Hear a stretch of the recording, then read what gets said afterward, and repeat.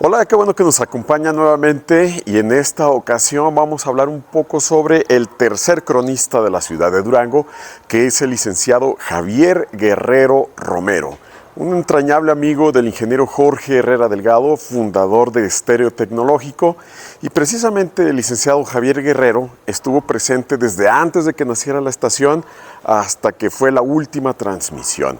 Y precisamente el ingeniero Herrera y el licenciado Javier Guerrero platicaron la posibilidad de presentar uno de sus libros en vivo en una emisión de radio ahí en Estéreo Tecnológico, lo cual tuvo lugar en el año 2015. Desafortunadamente, para ese tiempo el ingeniero Jorge Herrera Delgado ya había fallecido, pero la idea siguió adelante y se llevó a cabo en el Museo de la Ciudad en enero de 2015 y fue la presentación del libro Sitio y Toma de Durango en 1913. Y les voy a presentar un fragmento donde el licenciado Javier Guerrero expone los motivos por los cuales escribió la obra. Escuchemos.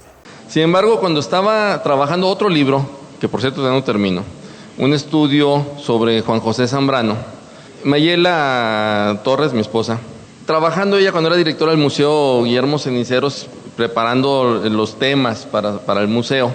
En 1913, a fines del 2012, está preparando su programación del siguiente año y me dice, oye, el año que entra es el centenario de la toma de Durango, porque lo vio en alguna publicación de ahí en la biblioteca. ¿Por qué no haces una conferencia sobre el tema? Y pues le dije que sí, pero como que no le hice mucho caso. Y yo seguí metido en el tema de Zambrano. Y entonces ella se fue a la biblioteca pública a empezar a buscar datos, a buscar información, pensando interesarme en el tema.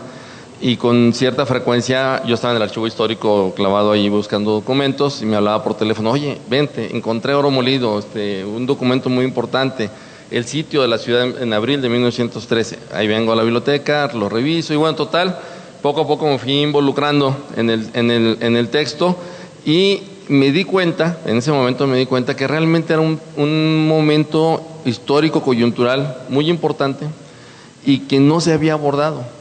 Se había abordado, sí, de manera de soslayo en las historias de la revolución aquí en Durango, en todas, o no en todas, en algunas se había mencionado solamente así de soslayo, y parecía como que no se quería hablar de ese tema.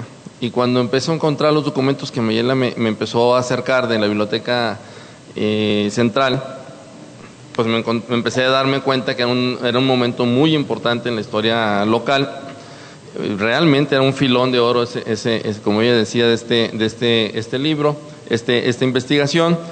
Tuve la fortuna en esos días también de poder, en una estancia de trabajo en México, pues fui al archivo de Defensa Nacional y prácticamente como si acabaran de desclasificar los juicios militares para generales. Y entonces tuve la oportunidad de ver el expediente completo del juicio del general Escudero. Y bueno, ahí me di cuenta de todo lo que estaba de trasfondo del movimiento de 1913. Me olvidé de Zambrano y me metí a trabajar en el movimiento de 1913 y finalmente pues el producto es este libro. Entonces hicimos una conferencia, como Mayela me lo había pedido en el museo, presentamos la conferencia. Aquí mismo en el Museo de la Ciudad, el año pasado dimos una plática sobre el movimiento de 1913, pero realmente el libro fue concluido hasta mediados del año pasado. Y aparece un hecho, por ejemplo, de un capitán del Ejército Federal que prácticamente quedó olvidado en el proceso de la historia, que realiza desde el punto de vista estrictamente militar un acto heroico para el ejército y para la propia ciudad de Durango, cuando con un pelotón, solamente con 11 miembros que estaban al frente de él, detiene en el Valle de Tapona a las fuerzas de Calixto Contreras cuando todo el ejército había salido a perseguir a Domingo Arrieta hacia Canatlán.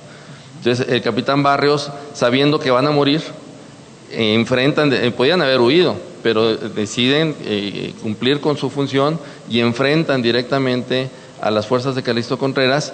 Mueren prácticamente 9 de los 11 militares que están defendiendo ese punto, pero eso da pauta para que el ejército pueda regresar y defender la ciudad de Durango y no caiga la ciudad de Durango en abril. Entonces es un acto verdaderamente heroico de estos militares y desde la perspectiva del Ejército Federal no se le reconoció nunca a este capitán el acto que hace, y tampoco se reconoce desde el punto de vista de la historia oficial, pues porque era un acto de los enemigos y que había impedido que en ese momento cayera la ciudad de Durango, ¿no? Y así como ese, hay actos también heroicos de los revolucionarios y bueno, de unos y otros, pero que quedaron prácticamente olvidados porque la destrucción de la ciudad de Durango fue un hecho que opacó toda la acción militar que se realizó. Cuando entran los revolucionarios a la ciudad, toman venganza, vamos a decirlo así entre comillas, de esos actos que hacen los hacendados y los comerciantes, dinamitan la ciudad, incendian la ciudad, roban. En todas las crónicas, por ahí puse yo una tabla, se menciona, porque el incendio no lo puedes olvidar en la ciudad, entonces en todas las crónicas el que más menciona 4 o 5 establecimientos que fueron incendiados, pero cuando empiezas a recuperarlo, pues te das cuenta que fueron más de 20 los establecimientos que fueron incendiados, cerca de 30 establecimientos. Al ir juntando una crónica y otra te das cuenta que es una cantidad impresionante de edificios que fueron incendiados. Fueron saqueadas más de 100 tiendas, más de 100 viviendas en la ciudad. Y entonces este saqueo, esta forma en que llegan y en unas cuantas horas los revolucionarios destruyen la ciudad, pues tampoco es lo que Carranza quería que se transmitiera de los ejércitos revolucionarios. No eran unas hordas los revolucionarios que llegaban e invadían la ciudad. Obviamente lo hicieron en respuesta a esta acción de la defensa social, pero no era tampoco para enorgullecerse de los revolucionarios haber llegado y dinamitado las tiendas, previo a haberlas saqueado, no tampoco fueron que las dinamitaron llenas, las saqueaban y luego las dinamitaban.